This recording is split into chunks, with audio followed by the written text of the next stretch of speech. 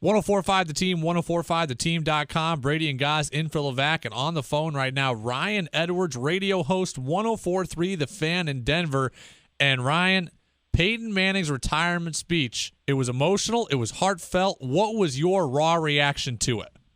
Well, I mean, you hit it right on the head. Emotional. I mean, this is a guy that is so composed and sometimes often compared to being kind of a robot, a little bit of a machine out here in Denver. You know, a guy that tends to not let a lot of people in the media, a lot of people outside of his inner circle.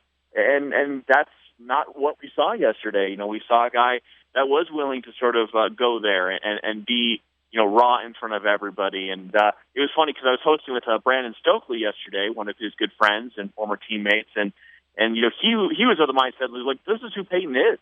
I mean, this is just who the guy is.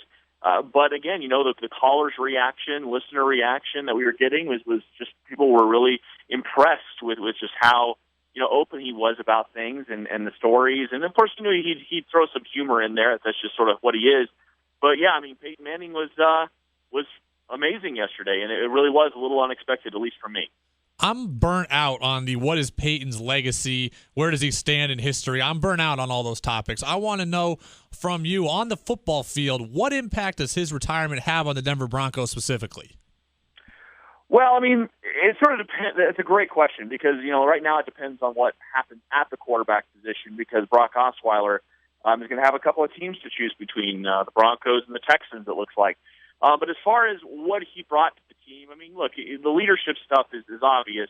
You know, the way he breaks down the game will never, ever happen again. You know, nobody will approach the line the way he does and look at things and be able to dissect the defense the way he did.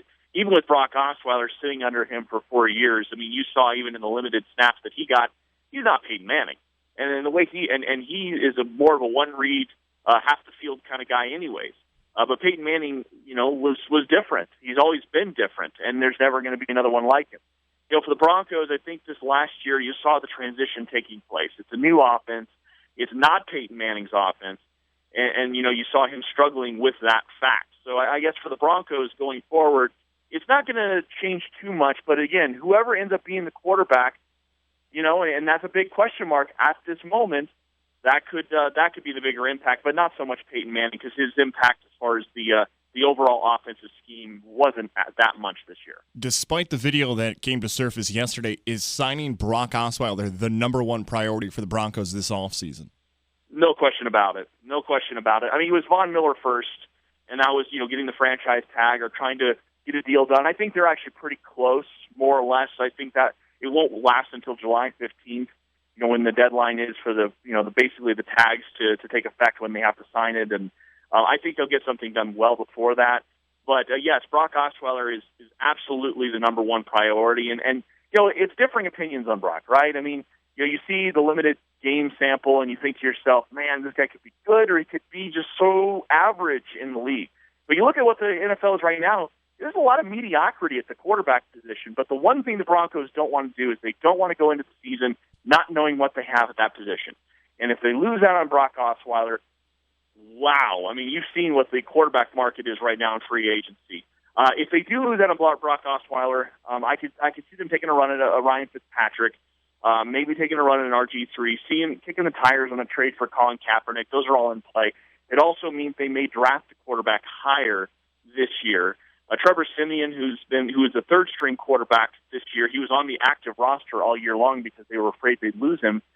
He will definitely be in play. He'll get a chance to compete if they lose out on Brock Osweiler. But, boy, that's just something they're not really prepared to do right now, and they're going to make every effort to get him back. You talk to Broncos fans every day. What's the percentage of fans that want Brock to be that quarterback? Such a weird scenario last year, coming off the bench, then getting benched again for Peyton. Percentage of Broncos fans that want Brock under center? It's pretty split, amazingly enough. You know, I mean, this is a guy that beat Cincinnati, that beat New England, and, you know, but then there's people that call in and say, well, what about the Raiders game where he didn't score any points in the second half? Or, you know, against both games against the Chargers when the offense, the last game of the year, they had 5 turnovers on offense. Now, 3 of them were his, but still 5 turnovers. You know, in the other game, they won 17-3, and again, the offense looked pretty average, mediocre. It wasn't great. So, you know, it's really split here locally on whether people want to pay that kind of money. A lot of it does really come down to the value of the contract. I think most Broncos fans would love to have him back at the right price. I think if you polled them, they'd all say, yeah, if the contract is good, we're more than happy to have Brock Osweiler back. He's shown enough to be a starter in this league. But the contract keeps going up, and teams like the Texans are, if they really want him, they can make the Broncos. As it is, it's around $15 million right now, and if it goes up even more, I think more and more Broncos fans are going to sort of jump off that ledge and say, nah, that's too rich for me. I'd rather see what else we have out there.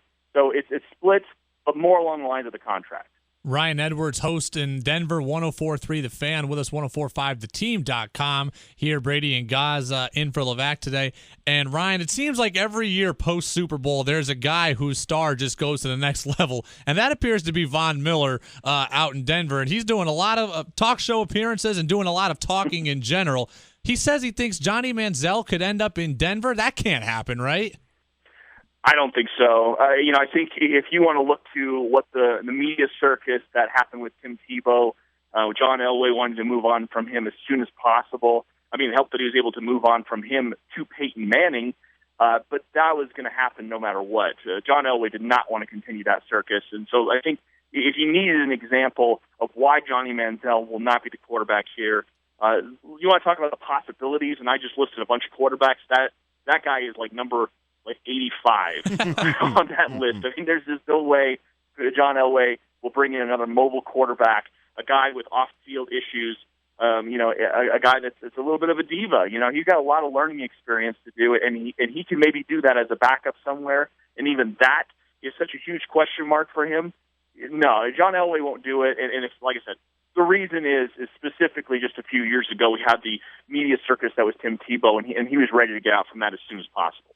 Ryan, you mentioned the media circus. You mentioned Tim Tebow. This is a debate that we had last week that now I think you're in a unique position to comment on. So we were talking about Jimmer Fredette, who's a local kid in the NBA, and you know him from his days of playing in the Mountain West at BYU. He's a guy who can't get a chance in the NBA, and we kind of think it has something to do with his passionate fan base and the Tim Tebow media circus. Do you think there's truth to that for guys like Jimmer, like Tebow, that it's not about their talent, it's about just what they bring with them? It is a little bit of that, it's tough because you'd like to say they get a fair shot. And Jimmer Fredette was amazing in college. I mean, my goodness, and you're right, we got to see him a lot, and he was just fun. He was just fun to watch. Tim Tebow was fun to watch in college. So was Johnny Manziel. They're all fun to watch in college, but and a lot of it is how it translates into the pro game. Jimmer Fredette really hasn't seen enough minutes in my estimation, even when he was out here, and he didn't. I mean, obviously in college he did, but not in the pros early on in his career. So he just hasn't seen a lot of minutes. I'd like to see him get more opportunities, but there is something to say, and especially with the Tebow thing, man. I mean, we lived it here. It was a different thing, man. And even if you bring up his name today, and he's not even in the league, I mean, it's a lightning rod. People call in; they have different perspectives. I mean, I could do a 3-hour show on Tim Tebow today and have callers, and he doesn't even play in the league. There's just something about some of those guys that have that kind of following, and there's something about maybe that impact. I think teams do start to shy away from it just a little bit. I mean, you remember when Tim Tebow went to the Jets? He's a backup quarterback, and he got his own press conference. That never happens. So, yeah, I think that there is something to that. Yesterday on our station, you hosted alongside former wide receiver Brandon Stokely. Did Stokely share any Peyton Manning stories that maybe we nationally don't know about, that maybe he snuck into the show yesterday that you're allowed to share on the air with us? Well, he is pretty protective. I mean, and he's told me that his relationship with Manning is really important to him, and he doesn't talk about that. He did tell on the air that he had met with Manning Friday night, and he knew he was going to retire. Now, Manning didn't say that Friday night, but he was just he could tell by his body language that he'd already made that decision. And so, I mean, but this is the thing with Stokely, with all of these guys, they're really protective of part of that relationship. They're willing to share kind of pieces of it. He shared his conversation because you know how Peyton Manning sent out a bunch of texts, and he made some personal calls. He called all of his 5 coaches, and he called some players. He called Brandon Stokely, and they talked about things, and he just spent a good 5 minutes with him. And Stokely said that he just sort of encouraged him and told him that he was really proud of him, and kind of the typical stuff. But yeah, he said Friday night when they got together and hung out, he could tell that was the direction it was going. And I kind of dug into that a little bit more. I said, well, do you think that was more you could tell if he was there was something was going to happen, or you could tell he was going to retire? He's like, no, I could tell you because he was going to retire. So, but otherwise, no. I wish I could give you guys some dirt, but no, he wouldn't share anything. He talked a lot about their golfing and how much trash talk and how much Peyton Manning shoots video on his phone of Stokely's shot just to show him how bad a golfer he is, and all the gambling that happens. That's the only thing that he shared with me. Ryan Edwards, radio host 104.3 The Fan in Denver, joining Brady and guys here at 104.5 The Team, 104.5theteam.com, talking Peyton Manning and always sneak in a little Jimmer Fredette. Ryan, thanks for being with us. Anytime, guys.